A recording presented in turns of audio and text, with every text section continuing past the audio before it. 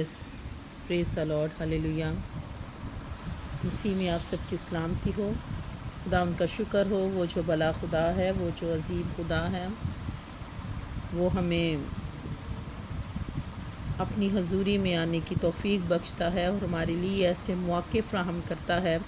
کہ ہم اس کے کلام کو سیکھنے اور جاننے والے ٹھہریں۔ میرے عزیزو، خداوند کا کلام ہمارے لیے ایسا ہی ہے کہ جیسے ایک باپ ہمیں نصیحت کرتا ہے، ایک دوست ہمیں رفاقت دیتا ہے اور ایک استاد ہمیں تعلیم دیتا ہے، اور یہ خوبصورت روپ ہمیں خداوند کے کلام کو پڑھنے سے نظر آتے ہیں۔ سچ مچ جب ہم کبھی کمزور ہوتے ہیں تو ہمیں خدا کا کلام کھولنے سے ایسے تقویت ملتی ہے کہ جیسے ایک باپ نے ہمارے سر کے اوپر، ہمارے کندھوں کے اوپر اپنے ہاتھ کو رکھ دیا ہے۔ اور جب ہم کبھی اپنے آپ کو تنہا محسوس کرتے ہیں اور ہمیں لگتا ہے کہ میری زندگی میں ایک اچھا دوست نہیں ہے، تو خداوند کے کلام کو جب ہم کھولتے ہیں تو ہمیں ایسے لگتا ہے کہ ہم ایک اچھے اور وفادار دوست کی رفاقت میں چلے گئے ہیں۔ اسی طرح جب ہمیں کلام کی گہرائی کی سمجھ نہیں لگتی تو خداوند کے کلام کو ہم کھولتے ہیں تو خدا کا کلام ہمارے لیے ایک استاد کی طرح ہماری رہنمائی کرتا ہوا نظر آتا ہے۔ میرے عزیزو، یہ جو 3 روپ ہیں خدا کے کلام مقدس کے، یہ میں ہر بار اس بات کو میں واضح کرتی ہوں کہ ایک ایماندار کو ہمیشہ جب بھی وہ کلام کو اپنے آگے کھولے تو وہ ان تینوں شکلوں کو، ان 3 شخصیات کو اپنی زندگی میں وہ دیکھے گا کہ خدا کا کلام اس کے لیے باپ کی جگہ ہے، خدا کا کلام اس کے لیے ایک استاد کی مانند ہے، خدا کا کلام اس کے لیے ایک وفادار دوست کی مانند ہے۔ اور آج بھی خداوند نے ہم پر یہ فضل کیا ہے کہ ہم خدا کے کلام کی ان گہری باتوں کو جان سکیں۔ میرے عزیزو، خداوند کے کلام میں ایک ایسا واقعہ موجود ہے کہ جب بھی ہم اس کو سنتے ہیں تو یا پڑھتے ہیں تو ہمارے ذہن میں بہت ساری چیزیں امیجینیشن میں چلی جاتی ہیں، اور وہ واقعہ ہے سدوم اور عمورہ پر جب خدا نے گندک کو گرایا، جب خدا اس کی بدی سے اس قدر جو ہے خدا ناراض ہوا تو خدا نے اس جگہ کو نیست و نابود کرنے کا ارادہ کر لیا۔ اور اس واقعہ سے ہم سب واقف ہیں۔ لوط جو کہ ابراہیم کا بھتیجا تھا، وہ ابراہیم کے ساتھ رہتا تھا، لیکن ایک وقت آیا کہ جب ان کے پاس مویشیوں کی تعداد اور ان کے نوکر چاکر بہت بڑھ گئے تو لوط اور ابراہیم اس وقت ایک دوسرے سے جدا ہو گئے، اور لوط نے اپنے لیے ایسی جگہ کا انتخاب کیا جو اس کی آنکھوں کو اچھی لگی، اور جب وہ اس جگہ پر چلا گیا تو اس جگہ کی بدی جو ہے وہ اس قدر بڑھ گئی تو اس جگہ کو پھر خدا نے ختم کرنے کے لیے اپنے آسمان سے گندک کو اس جگہ پر، اس علاقے پر، ان شہروں پر نازل کیا۔ اور آگے چل کر جو ہے خدا یسوع مسیح نے بھی سدوم اور عمورہ کا جو واقعہ ہے وہ بیان کیا تھا۔ آج کا جو ہمارا ٹاپک ہے وہ پیدائش کی کتاب، اس کی 15 آیت اور اس کی 19 آیت سے لیا گیا ہے، اور وہ ٹاپک کچھ یوں ہے: جب صبح ہوئی تو فرشتوں نے لوط سے جلدی کرائی۔ یہاں پر ہم نے اس آیت کو پڑھا ہے، لوط سے جلدی کرائی۔ 19 باب، پیدائش 19 باب اس کی 15ویں آیت میں یوں مرقوم ہے کہ فرشتوں نے جلدی کرائی۔ اب جب جلدی کا ذکر ہے تو اس کا مطلب یہ ہے کہ واقعی لوط کو پتہ چل گیا کہ اس جگہ پر خدا جو ہے اپنے قہر کو نازل کرنے والا ہے، خدا اسے نیست کرنے والا ہے، لیکن پھر بھی ایسے معلوم ہو رہا ہے کہ لوط کے جیسے کہ ذہن اور دل میں یہ ساری چیزیں آ بھی گئی ہیں، لیکن پھر بھی اس کا ارادہ جو ہے کہیں نہ کہیں کمزور پڑ رہا ہوگا، کیونکہ وہ اس جگہ اور اس علاقے کو چھوڑتے ہوئے شاید بہت ساری چیزوں کو سوچنا شروع ہو گیا ہو۔ اور یہی وجہ ہے کہ خدا کے کلام میں لکھا ہے پھر جب لوط وہاں پر سست ہوا ہوگا تو پھر فرشتوں نے، چونکہ وہ خدا کا پیغام لے کر آئے تھے، اور خدا کے دوست ابراہیم نے جب لوط کے لیے سفارش بھی کر دی تھی، تو خدا کی حضوری میں، خدا کے آسمان میں جو ٹائم مقرر ہو جاتا ہے، تو خدا نے اس ٹائم پر جب کام کرنا ہوتا ہے تو خدا چاہتا ہے کہ اس ٹائم پر اس کے لوگ جو ہیں وہ محفوظ جگہ پر پہنچائے جائیں۔ اب یہاں پر ہم دیکھتے ہیں کہ لوط جو ہے اس کا عمل دخل ہمیں ایسے لگتا ہے کہ وہ پیسیو ہو گیا، لیکن فرشتے جو ہیں وہ ایکٹیو ہو کر اسے جلدی کروا رہے ہیں، اور فرشتوں نے اسے کہا کہ اٹھ اپنی بیوی اور اپنی دونوں بیٹیوں کو جو یہاں ہیں لے جا، ایسا نہ ہو کہ تو بھی اس شہر کی بدی میں گرفتار ہو کر ہلاک ہو جائے۔ یعنی کہ فرشتوں نے اسے کہا ہے کہ تو ان کو لے جا، مگر جب اس نے دیر لگائی تو پھر ہم دیکھتے ہیں کہ ان فرشتوں نے جو ہے اس کی بیوی کا ہاتھ، اس کی بیٹیوں کا ہاتھ پکڑا اور ان کو جو ہے اس شہر سے وہ باہر لے کر گئے۔ یعنی کہ پہلے ان کا حکم یہ تھا کہ تو ان کو لے جا، لیکن جب انہوں نے دیر کی ہے تو پھر انہوں نے ان کے ہاتھوں کو پکڑا ہے اور ان کو اس جگہ سے، اس شہر سے انہوں نے باہر نکالا۔ اب یہاں پر ہمیں ایک خوبصورت سی چیز جو ہے وہ نظر آ رہی ہے کہ ان فرشتوں کے، دو فرشتوں کے جو 4 ہاتھ تھے، ان کی محبت جو ہے ہمیں اس زبردستی میں نظر آ رہی ہے۔ یعنی کہ دیکھیں کہ انہوں نے ہو سکتا ہے کہ ایک فرشتے نے ایک بیٹی کا ہاتھ پکڑ لیا اور ایک فرشتے نے جو ہے لوط اور اس کی بیوی کا ہاتھ پکڑ لیا۔ یعنی کہ ہمیں اتنی خوبصورت یہ زبردستی ان کی نظر آتی ہے کہ انہوں نے ان کے ہاتھوں کو پکڑا اور ان کو جو ہے وہ شہر سے وہ باہر لے کر جا رہے ہیں۔ اگر ہم یہ امیجینیشن کریں تو ایسے لگتا ہے کہ وہ اس وقت ان کے ڈیسٹنی اینجلز تھے جو ان کے ہاتھ پکڑ کر ان کو لے کر جا رہے تھے، لیکن یہ ڈیسٹنی اینجلز جو ہیں ایکٹیو ہوئے ہیں کس کی وجہ سے؟ ابراہیم کی وجہ سے۔ یعنی کہ ہماری زندگی کے جو ڈیسٹنی اینجلز ہوتے ہیں، جب ہم ان کو کمانڈ کرتے ہیں یا جب وہ ایکٹیو ہوتے ہیں تو پھر ایسے ہی ہمارے ہاتھوں کو پکڑتے ہیں اور وہ پھر ہمیں اس جگہ پر سے لے کر جانے میں وہ جلدی کرتے ہیں، جیسے اس وقت اس حوالہ میں ہم نے دیکھا۔ اور اگر میرے عزیزو ہم اس حوالہ کو روحانی عالم میں دیکھیں تو روحانی طور پر، جیسے میں نے کہا کہ ہم اس حوالہ کو اگر روحانی عالم میں دیکھیں تو روحانی طور پر ہمیں بہت سے لوگ جو ہیں وہ گناہ کی حالت میں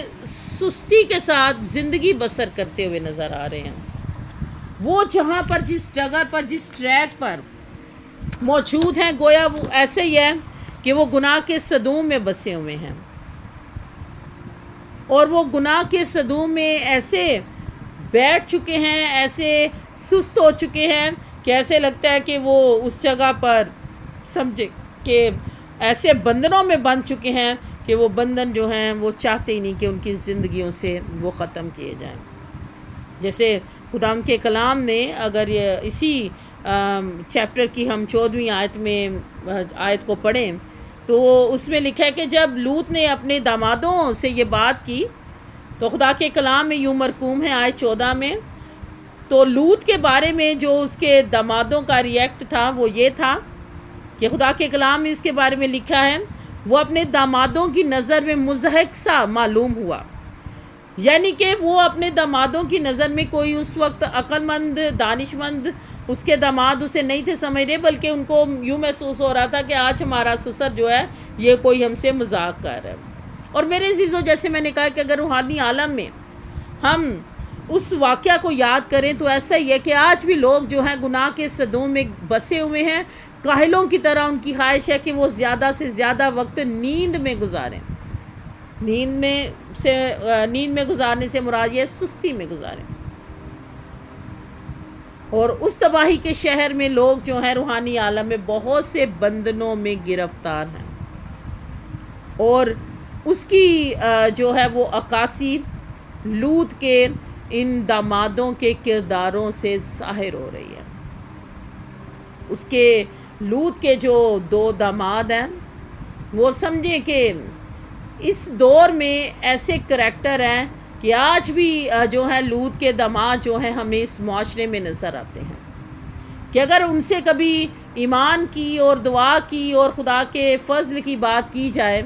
تو بعض دفعہ ان کا دیکھنے کا انداز اور ان کا ہماری بات سننے کا انداز ایسا ہی ہوتا ہے کہ جیسے وہ ہماری بات کو جو ہے وہ مذاق سمجھ رہے ہیں۔ اور وہی بات کہ ایسی مذاق والی حرکت ایسی ہی حرکت جب ان لوط کے دامادوں نے کی تو پھر وہ خدا کے قہر سے بچ نہ سکے۔ بے شک خدا کے کلام میں لکھا ہے خدا قہر کرنے میں دھیما ہے، شفقت میں غنی ہے، لیکن جب کوئی خدا کے کلام کو جو ہے وہ مذاق سمجھتا ہے تو پھر دیکھیں کہ وہ خدا کی گرفت سے، خدا کے قہر کی گرفت سے وہ پھر جو ہے وہ نہیں بچ پاتا، جیسے اس وقت جو سدوم اور عمورہ کے لوگ تھے اور ان کے ساتھ جو اس کے داماد تھے لوط کے، وہ بھی بچ نہ سکے۔ آج اگر ہم اپنے آپ کو یہ سمجھیں کہ ہم اس دنیا میں رہتے ہوئے اس بے دینی کے دور میں، جب یہ بے دینی بڑھ چکی ہے، اور اگر یہ کہیں کہ سدوم اور عمورہ کی حالت آج اس دنیا میں بھی ہمیں نظر آتی ہے، تو یہ بات جو ہے میں سمجھتی ہوں کہ 100% یہ درست ہے۔ اس بات سے ہم انکار نہیں کر سکتے کہ اس دنیا میں جو ہے اب تباہی اور بے دینی کی وجہ سے جو ہے ہر روز جو ہے ہم ایسی باتیں، ایسی خبریں سنتے ہیں کہ ہمارے اندر جو ہے وہ شادمانی وہ چاہتی رہتی ہے، کیونکہ اس دنیا نے اب اپنی روشیں بگاڑ لی ہیں، وہ خدا اور خدا کے تصور سے دور ہو چکی ہے۔ جیسے میں نے کہا کہ لوط کے وہ جو 2 داماد ہیں وہ آج کی اس بے دینی کی دنیا کی منہ بولتی تصویر ہے۔ آج خدا کا کلام جو ہے ایسے لوگوں کے لیے سمجھے کہ وہ تمسخر کا باعث بن چکے ہیں، وہ خدا کے نہ کلام کو سننا چاہتے ہیں، نہ وہ خدا کے لوگوں کے ساتھ رفاقت رکھنا چاہتے ہیں۔ لیکن میرے عزیزو، ہم جو خدا کی حضوری میں رہنے والے لوگ ہیں، ہم جب اپنے آپ کو خدا کے سمجھے کہ کلام کو پڑھنے والوں میں ہم نے اپنا شمار کیا ہوا ہے، اور یہ ذمہ داری آج ہم پر عائد ہوتی ہے خدا کے کلام کی، کہ ہم بھی جو ہیں خداوند کی حضوری میں اپنے آپ کو پیش کرتے ہوئے خداوند سے کہیں خداوند بے دینی بڑھ چکی ہے، اس بے دینی کے دور میں خداوند تو اپنے ہاتھ کو ایسا بڑھا کہ ہم بھی بہت سے لوگوں کو اس سدوم کی تباہی سے بچانے کا باعث بن سکیں، ہم بھی جلدی کرنے والے ہوں، ہم بھی لوگوں کو اس سدوم کی آگ سے باہر لے کر آنے والے ہوں۔ خدا ان کے کلام میں لکھا ہے، اس واقعہ میں لوط کی بیوی جو ہے وہ بچ نہ سکی، کیونکہ اس نے بھی جو ہے خدا کے حکم کو نظر انداز کیا۔ جب یہ حکم عائد ہو چکا تھا کہ اس نے پلٹ کر نہیں دیکھنا، لیکن اس نے بھی اس بات کو، اس حکم کو نظر انداز کیا، اور جب اس نے خدا کے حکم کو نظر انداز کیا تو ہم خدا کے کلام میں پڑھتے ہیں، خدا کے کلام میں اسی چیپٹر کی 26 آیت میں یوں مرقوم ہے کہ وہ جو ہے وہ نمک کا ستون بن گئی۔ اور پھر وہی بات کہ جب ایک حکم عائد کیا گیا تھا، کچھ ایسے اصول بنائے گئے تھے کہ جب یہاں سے بھاگنا ہے تو پیچھے پلٹ کر نہیں دیکھنا، تو اس نے پیچھے پلٹ کر دیکھا تو اس کا وجود جو ہے اسی وقت اس جگہ پر جو ہے کہ نمک کی ستون کی شکل میں تبدیل ہو گیا، اور اس وقت وہ بچانے والے ہاتھ بھی جس نے اس کو پکڑا ہوا تھا وہ اسے بچا نہ سکے۔ اب یہ دیکھیں، امیجن کریں کہ فرشتے نے اگر اس کا ہاتھ پکڑا ہوگا، لیکن فرشتے کا ہاتھ جو ہے وہ نمک کا ستون نہیں بنا، لیکن اس کے ہاتھ میں جو دوسرا ہاتھ تھا وہ نمک کا ستون بن گیا، کیونکہ خدا کا کلام جو ہے وہ اپنے اندر ایک اختیار، ایک زور اور ایک غیرت کو رکھتا ہے۔ خدا کے بارے میں کہا جاتا ہے کہ وہ غیور خدا ہے، اور وہ غیور خدا ہے، اور وہ نہیں چاہتا کہ اس کے کلام کی حقارت کی جائے۔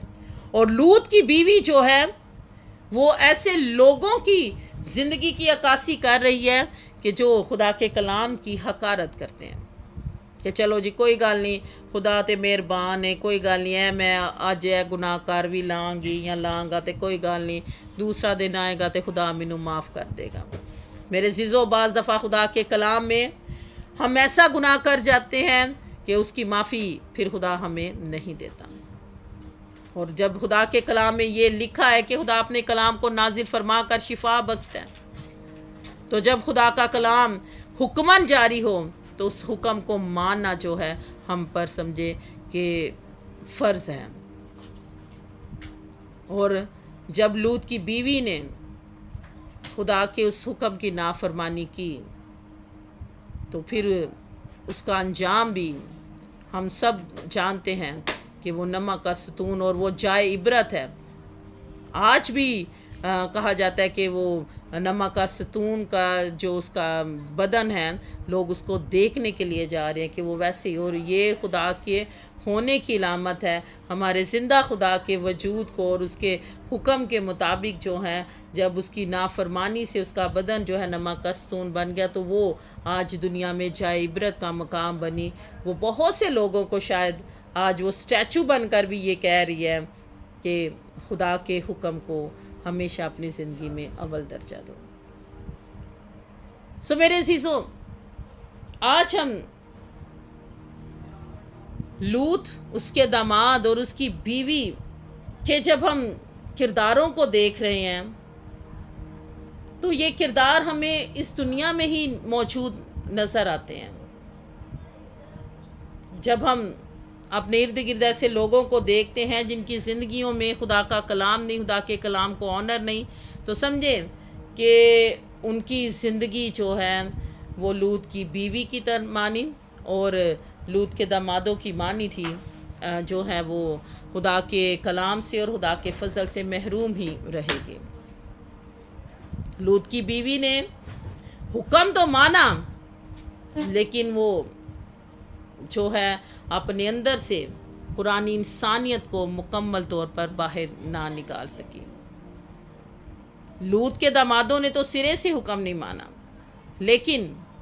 لوط کی بیوی جو ہے وہ ادھورا حکم مانتے ہوئے نمک کا ستون بنی۔ سو میرے عزیزو، یہ دونوں کردار جو ہیں آج دنیا میں موجود ہیں۔ ایک وہ جو سرے سے ہی خدا کے حکم کا مذاق بناتے ہیں، خدا کے کلام کا، خدا کے لوگوں کا مذاق بناتے ہیں، اور ایک وہ جو تھوڑی دیر چل کر خدا کے ساتھ پھر وہ اپنی پرانی انسانیت میں چلے جاتے ہیں، پھر ان کی روحانی گروتھ رک جاتی ہے، پھر وہ اسٹیچو بن جاتے ہیں، پھر وہ سمجھے کہ وہ ایک ساکن جو ہے وہ بدن کے ساتھ وہ چلتے پھرتے نظر آتے ہیں۔ جس بدن نے خدا کی حضوری میں پروان نہیں چڑھنا، خدا کی حضوری میں جس کی افزائش نہیں ہونی، وہ سمجھے کہ ایک بونا قد لے کر وہ اس دنیا میں روحانی حالتوں میں رہتے ہیں۔ اور میرے عزیزو، آج لوط اور وہ دو فرشتے، وہ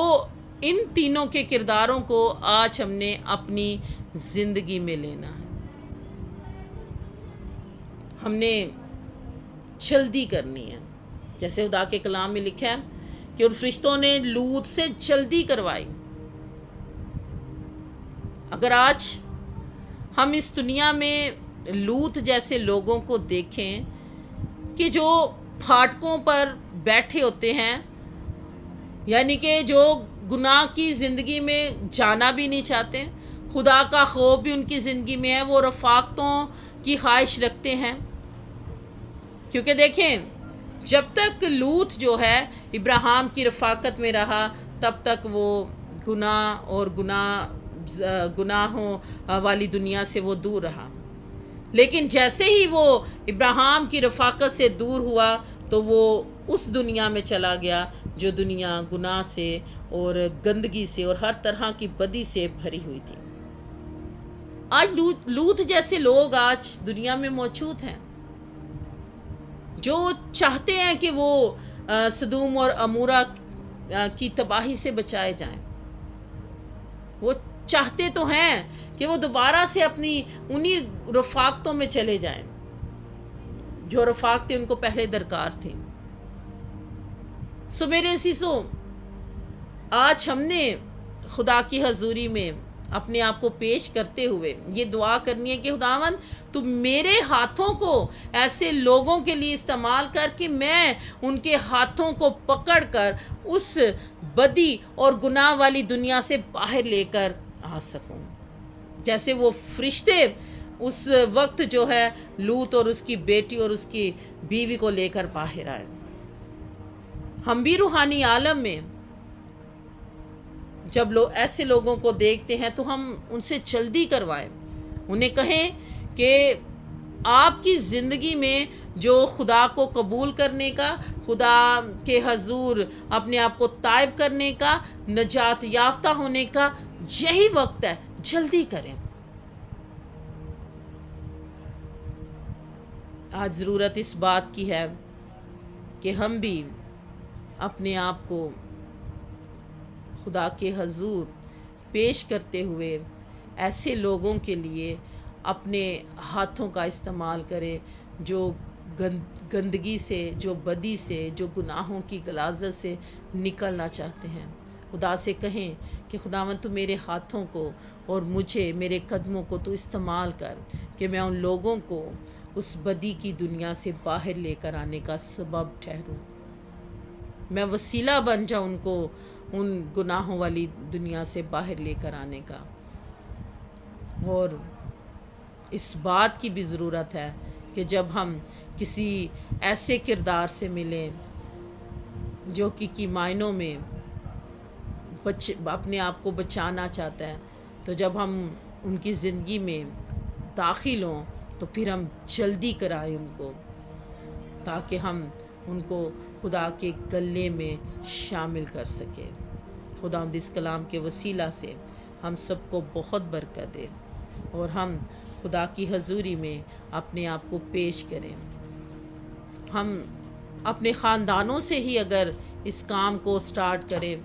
تو میرے عزیزو، ہم بہت سی زندگیوں کو جو ہمارے ارد گرد ہیں ہم ان کو بچا سکیں گے، ہم ان کو سدوم کے گناہ سے، سدوم کی بدیوں سے ہم بچا سکتے ہیں۔ خداوند ہمیں ایسا کرنے کی توفیق دے۔ God bless you all.